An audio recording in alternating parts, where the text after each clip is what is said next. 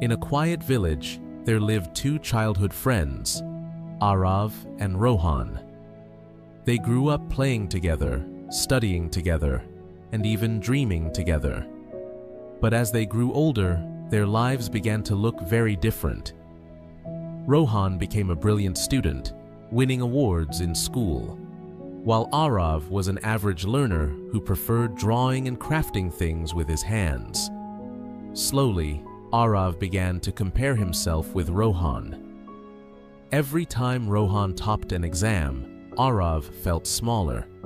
Every time Rohan was praised, Arav heard an unspoken sentence in his mind: "You are not enough." Years passed, and after graduation, Rohan moved to the city for a high-paying corporate job. Arav stayed in the village, running a small shop where he repaired furniture and made beautiful wooden art pieces. But deep inside, Arav always thought, "If only I were like Rohan, my life would be better." One summer, Rohan returned to the village for a short vacation. Seeing his friend, Arav tried to hide his insecurity, but it was clear in his eyes. That evening, sitting by the riverbank, Arav finally spoke. "Rohan, I feel like I have wasted my life. Look at you. You are successful, rich, respected. And here I am, just repairing chairs and tables. I feel like I am nothing compared to you." Rohan looked at Arav for a long time before speaking. "Our lives are not a race on the same track. They are completely different journeys. If you keep looking at my lane, you will trip in your own. Do you know the funny thing?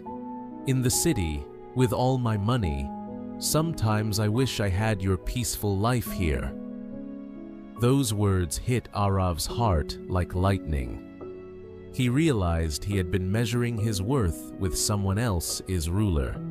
From that day on, Arav stopped comparing himself to anyone.